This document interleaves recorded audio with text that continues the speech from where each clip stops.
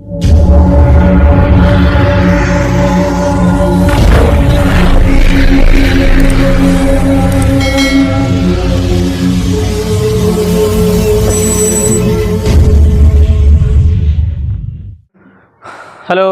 Students, आइए हम लोग कल जैसे पढ़े थे महात्मा बुद्ध का जीवन परिचय, आज हम लोग पढ़ेंगे महात्मा बुद्ध के द्वारा जो है दिए गए जो उपदेश थे उनके विषय में पढ़ेंगे।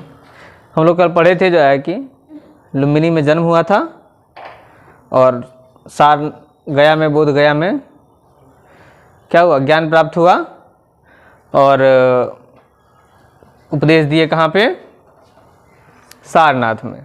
और वहाँ से जो है कि पावापुरी पहुँचे। पावापुरी में जो है कि कुशीनगर में इनको महापरिनिर्वाण प्राप्त हुआ। क्या प्राप्त हुआ? महापरिनिर्वाण प्राप्त हुआ। महापरिनिर्वाण प्राप्त हुआ उसके बाद से आप देखिए महापरिनिर्वाण का अर्थ क्या होता है समझ लीजिए। पहले एक चीज छूट गया था, महापरिनिर्वाण। महापरिनिर्वाण का मतलब होता है दीपक का बुझना। क्या होता है? दीपक का, लिख लीजिए, दीपक का बुझना। दीपक का बुझना, यह है महापरिनिर्वाण का अर्थ। लिख लीजिए, महापरिनिर्वाण किसे कहते हैं? बौद्ध धर्म में जब मृत्यु हो जाती है तो उसको महापरिनिर्वाण कहा जाता है, निर्वाण कहा जाता है। महापरिनिर्वाण कहा गया है, यहाँ पे निर्वाण कहा गया है। क्या कहा गया है? निर्वाण कहा गया है। ठीक है, तो महात्मा बुद्ध जी का जो महापरिनिर्वाण कहाँ मिला है? कुशीनगर में। कहाँ मिला है? कुशीनगर में।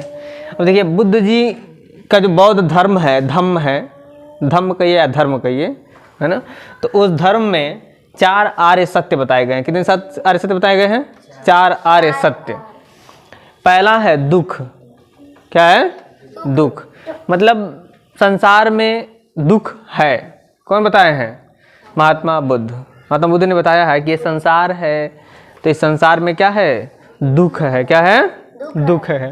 अच्छा, संसार में दुख है तो क्यों है? तो दुख का समुदाय है। दुख समुदाय मतलब दुख का कारण है। समुदाय मीन्स कारण, मान के चलिए दुख का क्या है? कारण है। सब बिना कारण के जो है कि कोई चीज़ होता नहीं है। होता है? नहीं होता। अगर कारण है, आपको पढ़ना है तो हम पढ़ा रहे हैं, है कि नहीं? हाँ, वो नहीं पढ़ना होता तो हम नहीं पढ़ाते, है कि नहीं? समझ रहे बात? हाँ, तो कोई ना कोई कारण है। आपको कोई परीक्षा देना है तो आप पढ़ रहे हैं, उसके पीछे कारण है, परीक्षा है ना। तो कोई कुछ भी होता है तो उसके पीछे क्या होता है? कारण होता है। उसी तरह से संसार में बुद्ध जी ने बताया कि संसार में दुख है। क्या है? दुख है। तो दुख का क्या है? कारण है। दुख का क्या है? कारण है। बिना कारण के कुछ होता नहीं है, तो दुख है तो उसका भी क्या है? कारण है। तो ये है दुख समुदाय। क्या है? दुख समुदाय, है ना। तीसरा बताया दुख निरोध है। यानी अगर कारण है, अगर कोई चीज़ कारण है तो उसका निवारण भी है कि नहीं? अब आपको हम पढ़ा देंगे तो आपका निवारण मिल जाएगा। निवारण मिलेगा, परीक्षा देंगे, पास हो जाएंगे बढ़िया नंबर से, है कि नहीं? वही काम यहाँ बुद्ध जी बता रहे हैं कि अगर दुख है तो उसका कारण है, अगर कारण है तो उसका निवारण भी है। क्या है? निवारण भी है। कारण है तो उसका क्या मिलेगा? निवारण, है ना। अगर रोग है तो उसका दवा भी है। समझ रहे बात? अगर आपको बुखार हो गया तो आपसे कहा जाए कि बुखार हो गया, दवा नहीं है। दवा नहीं है, दवा है। दवा क्या है? तो हर चीज़ का, हर रोग का एक दवा है। तो अच्छा, दवा है तो कौन दवा है? दवा है तो कौन दवा है? तो महात्मा बुद्ध जी बता रहे हैं कि इसका निवारण है। तो वो निवारण है क्या? तो वो बता रहे हैं दुख निरोध गामिनी प्रतिपदा। यानी कि इस दुख को मिटाने के लिए इस राह पे चल करके आप क्या कर सकते हैं? मिटा सकते हैं। वो राह कौन सा है जी? वह राह है अष्टांगिक मार्ग। कौन सा राह है? अष्टांगिक मार्ग। यहाँ लिखिए, देखिए अष्टांगिक मार्ग। वही दवा है, मेडिसिन है, ठीक ना। पैरासीटामॉल खाइए, ठीक ना, निमोसिलाइड वाला, ठीक है।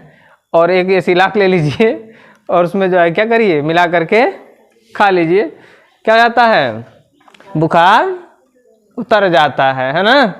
तो वही बुखार अगर उतारना हो, जीवन का बुखार, दुख का बुखार यदि उतारना हो, तब वो क्या करना पड़ेगा? इन अष्टांगिक मार्ग का पालन करना पड़ेगा।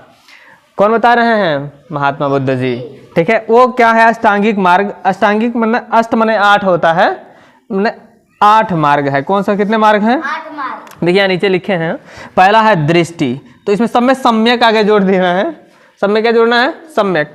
तो सम्यक दृष्टि, सम्यक वाक, सम्यक संकल्प, सम्यक आजीव, सम्यक कर्मांग, सम्यक व्यायाम, सम्यक स्मृति, सम्यक समाधि। सम्यक का मतलब होता है उचित। सम्यक का मतलब क्या होता है? उचित। देखिए, उचित रूप से दृष्टि होनी चाहिए, नज़र सही होना चाहिए व्यक्ति का। वाक माने वाणी, वचन, बोली, ठीक है ना, जो बोल रहे हैं हम वो सही होना चाहिए, है ना। संकल्प हमारी सही होनी चाहिए, मतलब कर्म सही होना चाहिए, सब हमारा क्या होना चाहिए? हाँ, सम्यक होना चाहिए, मतलब उचित होना चाहिए। और जब ये सब कुछ उचित रहेगा तो हम क्या हो जाएंगे? दुख से मुक्त हो जाएंगे। किससे मुक्त हो जाएंगे? दुख से मुक्त। अच्छा, हम अगर आप सोचिए, अब उल्टा पुल्टा अगर किसी से बोलेंगे नहीं, झगड़ा होगा, और झगड़ा नहीं होगा तो आपको दुख होगा? नहीं होगा। आप हमेशा खुश रहेंगे, सबसे बोलेंगे बढ़िया से, अच्छा से, तो है ना। तो वही कह रहा है, सम्यक वाक रहेगा। अच्छा, सम्यक दृष्टि रखेंगे, सबके प्रति बढ़िया से नज़र रखेंगे आप, तो आप सोच किसी से झगड़ा होगा? आना ही तो किसी का बढ़िया गाड़ी देख लिया तो पंचर कर दिए, ठीक है ना, तो क्या होगा? तो अब वो तो मरबे करेगा, अब मरेगा तो दुख होगा ना। तो दुख तो नज़र से भी दुख होता है व्यक्ति को, ठीक है ना। अच्छा, किसी का अच्छा सामान देख के हमको अपने आप को दुखी महसूस करते हैं कि इसका बहुत बढ़िया है, हमारा खराब है, तो नज़र से दुख मिलता है ना। अब उचित नज़र रहेगा, नहीं भाई चलो उसका वैसा कर्म किया है तो ऐसा मिला है ना, हम ऐसा कर्म किए तो हमको ये मिला है, तो हमको क्या हो जाएगा? हम दुखी नहीं होंगे। तो इसीलिए कह रहे हैं बुद्ध जी कि उचित दृष्टि रखिए। क्या रखिए? समुचित दृष्टि रखिए। वचन, वाणी, बोली जो है कि उचित रखिए, है ना। बोली अगर सही रहेगा, समान रूप से रहेगा, सबके प्रति बढ़िया से बातचीत रहेगा, ढंग रहेगा, तो आपको कभी भी जो है कि जो संकल्प आप लीजिए वो भी उचित रखिए। संकल्प भी ऐसा मत संकल्प ले लीजिए रावण के जैसा, है ना कि नहीं हमको सीता को हरण करना ही करना है, तो लो दुख तो भोगोगे तुम ही ना, तुम्हारा लड़का मरेगा, तुम्हारा जो है कि भाई मरेगा, उतने बलशाली है ना, तुम्हारा राजपाट जलाया जाएगा, तो समझ रहे हैं, तो दुख तो तुम ही भोगोगे। अगर संकल्प अगर गलत लेंगे तो क्या होगा? दुख तो भोगना पड़ेगा। तो वही चीज़ें हैं। तो संकल्प भी हम लेंगे अच्छा वाला कि हमें क्या करना है, हमको डीएम बनना है, एसडीएम बनना है, हमको बढ़िया काम करना है, इस तरह का अगर कोई संकल्प ले लेते हैं तो क्या होता है? हम सुख प्राप्त करते हैं। क्या प्राप्त करते हैं? या ये भी बुद्ध जी का मतलब तो डीएम एसडीएम बनना नहीं था। बुद्ध जी का मतलब ये था कि मतलब सांसारिक मोह माया से मुक्त हो जाना है। सांसारिक मोह माया से, जब तक सांसारिक मोह माया में लगे रहेंगे तब तक हमको दुख छोड़ेगा नहीं।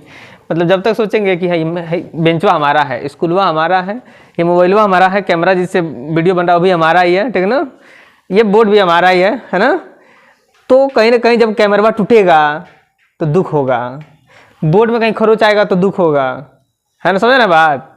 तो जब इससे हमारी लगाव रहेगी, मोह माया रहेगा किसी वस्तु से संसारिक, तो हमें क्या होगा? दुख होगा।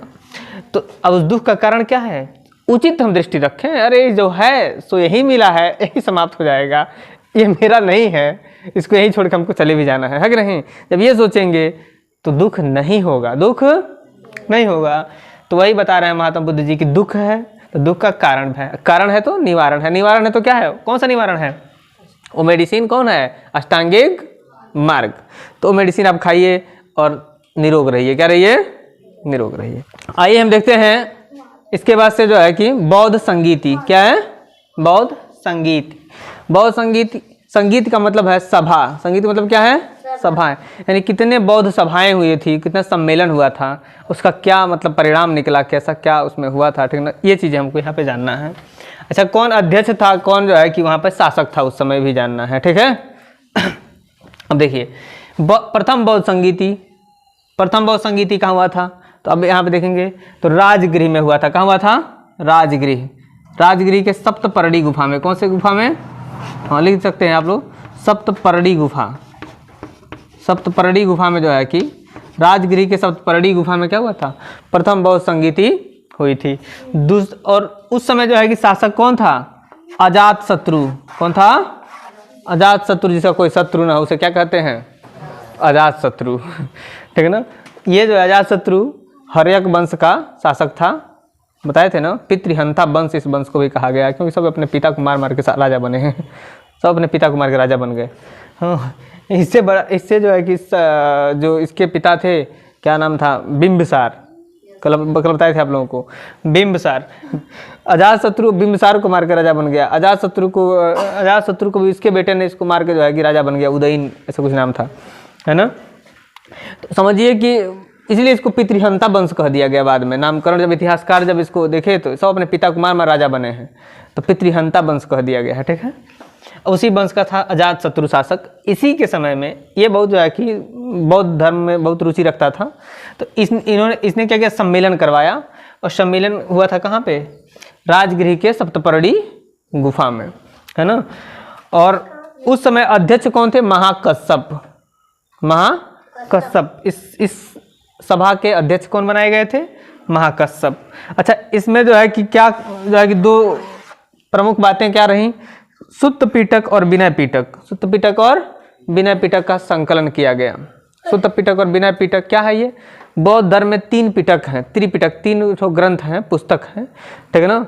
तो उसी में से एक ये है, दूसरा ये है, और तीसरा यहाँ पे लिखे हैं हम अभिधम्म पिटक, ये है, ठीक है ना। इसी तीनों को मिला के त्रिपिटक कहा जाता है, याद रखिएगा। क्या कहा जाता है जी, त्रिपिटक, है ना। ये त्रिपिटक कहा जाता है। 2 ठो इधर है और एक इधर है, समझे। त्रिपिटक किस धर्म से संबंधित है, आपसे पूछ दिया है कई बार परीक्षा में। तो बौद्ध धर्म से। किससे संबंधित है, बौद्ध धर्म से, है ना। त्रिपिटक बुद्ध जी के उपदेशों का वर्णन, बुद्ध जी के विचार, उनके धम्म का संकलन जो है किसमें हुआ है, ठीक है ना। हाँ, शुद्ध पिटक, विनय पिटक और अभिधम्म पिटक में, है ना। 3 पिटक है, याद रखिएगा। अब देखो, पहला जो है कि सम्मेलन कहाँ हुआ, राजगृह के सप्तपर्णी गुफा में। दूसरा कहाँ हुआ, वैशाली में। कहाँ हुआ, वैशाली, उत्तर प्रदेश। कालाशोक, कालाशोक उस समय का राजा था। कौन सम्राट था, कालाशोक, है ना। अच्छा, कालाशोक राजा था, और अध्यक्ष कौन बनाए गए थे, सबकामीर। कौन बनाए थे, सबकामीर। कहीं कहीं सर्वकामी लिखा होता है, कहीं सबकामीर लिखा होता है, भी हम पढ़े हैं, ठीक है ना। इस समय क्या हुआ ना, अस्थावीर और महासंधिक 2 भागों में क्या हुआ था, बौद्ध धर्म, बौद्ध संप्रदाय 2 संप्रदाय में बट गया था। अस्थावीर और महासंधिक, लिख लीजिएगा मन करेगा तो। अस्थावीर और महासंधिक 2 संप्रदाय में बट गया था। तीसरा जो है कि है पाटलिपुत्र, पटना। तीसरा क्या है, पाटलिपुत्र, पटना, जो है कि का प्राचीन नाम, है ना, पाटलिपुत्र। पाटलिपुत्र में जो है कि हुआ था क्या, तीसरी बौद्ध संगीति। इसमें सम्राट अशोक राजा थे, मौर्य वंश के जो है कि सबसे महान शासक में गिने जाते हैं। चंद्रगुप्त मौर्य के बाद से जो है कि चंद्रगुप्त मौर्य के क्या लगेंगे, ये पौत्र, है ना, माने लड़के का लड़का, नाती जिसको हम लोग कहते हैं, ठीक है ना। चंद्रगुप्त मौर्य के संस्थापक मौर्य वंश का चंद्रगुप्त मौर्य थे।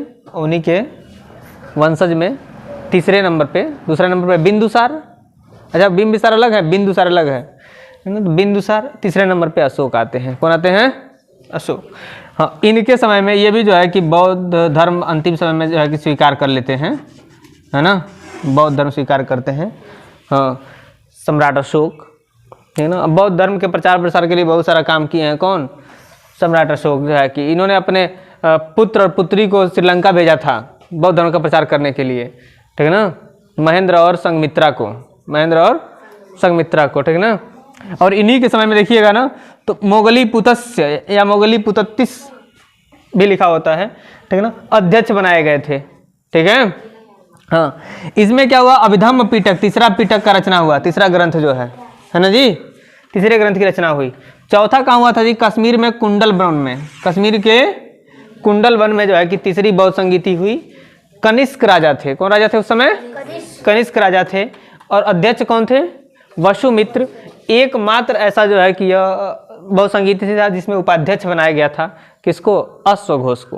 बाकी किसी में उपाध्यक्ष दिख रहे हैं, नहीं दिख रहे हैं, केवल इसी में एक उपाध्यक्ष बनाए गए थे, ठीक है ना। इसमें क्या हुआ था कि बौद्ध धर्म 2 भागों में बट गया था, एक हीनयान और एक महायान, है ना। उसके विषय में हम बताएंगे अभी। इसके पहले जो है कि आपको मैं बता देता हूँ कि बौद्ध संगीति को आपको याद करने के लिए एक ट्रिक, छोटा सा ट्रिक, ठीक है ना। देखिए, एक सूत्र है रवय पाक, रवय पाकु, ठीक है ना, रवय पाकु। इसको रावय पाकु भी कह सकते हैं, बात समझ रहे हैं, रावय पाकु या रवय पाक, ठीक है ना, रवय पाक, भूलेगा ही नहीं आप लोगों को, रवय पाक। रा से राजगृह, वै से वैशाली, पा से पाटलिपुत्र, कु से कुंडलवन। अच्छा, शासक कौन है भाई? शासक कौन है? अकाअक। शासक कौन है? अकाअक। बोलिए याद हुआ कि नहीं हुआ? अकाअक है। राजगृह के शब्द परड़ी गुफा में कौन थे? अजातशत्रु। और से अजातशत्रु। अच्छा, वैशाली में कौन थे शासक? कालाशोक, है ना जी। अच्छा, उधर पाटलिपुत्र में कौन थे शासक? अशोक, सम्राट अशोक है। और देखिए कुंडलवन में कौन थे जी? कनिष्क। बोलिए याद हुआ कि नहीं हुआ? तो रवै पाक अकाअक याद रहेगा। रवै पाक अकाअक, ये शॉर्ट ट्रिक है, याद करने का सबसे शानदार ट्रिक है। इस पूरे जो है कि आपको रटने से अच्छा है ये ट्रिक अपना है, ठीक ना। उसके बाद हम देखते हैं हीनयान और महायान क्या था, ठीक है। बौद्ध धर्म आप लोग पढ़े हैं कि चौथी बौद्ध संगीति जब हुई थी, किसके समय में हुआ था बताइए आप लोग जल्दी? कनिष्क के समय में। किस समय में? कनिष्क के समय में, याद रहेगा ना। कहाँ हुआ था? कुंडलवन, कश्मीर में, ठीक ना। चौथी बौद्ध संगीति है ना। उसी में जो है कि बौद्ध धर्म दो भागों में बट गया। कौन कौन भाग? हीनयान और महायान, है ना। हीनयान वाले क्या थे? एक कट्टर प्रवृत्ति के बौद्धिस्ट थे, है ना। बुद्ध जी को एक आदर्श के रूप में मानते थे और मोह माया से, सांसारिकता से, भौतिकता से काफ़ी दूर थे, ठीक है ना। यानी कि जो है कि ये बस योग साधना में विश्वास रखते थे, ठीक है। दूसरे जो हुए महायान, महायान वाले जो है कि इनको महात्मा बुद्ध जी को ईश्वर का स्वरूप मानते थे और मूर्ति पूजक थे। क्या थे? मूर्ति पूजक थे। कर्मकांड में विश्वास रखते थे, कर्मकांडी थे ये। कैसे थे? कर्मकांडी थे, है ना। इन अच्छा देखिए, जो हीनयान की जो भाषा, जो ग्रंथ है वो पाली भाषा में मिलता है और महायान का जो ग्रंथ है किस भाषा में मिलता है? संस्कृत भाषा में मिलता है। जातक कथाएं जो है कि कुल 549 है, 549, है ना। इसमें बुद्ध जी के पूर्व जन्म की कथाओं का वर्णन है। बुद्ध जी के पूर्व जन्म की कथाएं लिखा गया है। पूर्व जन्म की कथाएं, पूर्व जन्म की कथाएं वर्णित हैं जातक कथा में। किसमें? जातक कथा में, है ना। और लाइट ऑफ एशिया हम आपको बताए थे। द लाइट ऑफ एशिया किसने किया था? एडविन अर्नॉल्ड ने किया था, ठीक है ना। अंग्रेजी के बहुत बड़े विद्वान साहित्यकार Edwin Arnold. The light of Asia कल बताए थे ना। एशिया का प्रकाश पुंज इन्हें कहा गया है। इंटर में पढ़ाया जाता है the light of Asia English में। देखिएगा इंग्लिश में द लाइट ऑफ एशिया है, संस्कृत में, इंग्लिश में, ठीक है ना, पढ़ाया जाता है, समझ रहे हैं। तो एडविन अर्नॉल्ड का वो रचना है, उन्होंने बताया है। इसके साथ ही जो है कि बौद्ध धर्म से संबंधित लगभग जानकारियाँ मैंने आपको दिया है। अगर कुछ छूट गया हो तो आप लोग कमेंट करके हमें बताएं वीडियो में। दैट्स ऑल, थैंक यू, जय हिंद, जय भारत।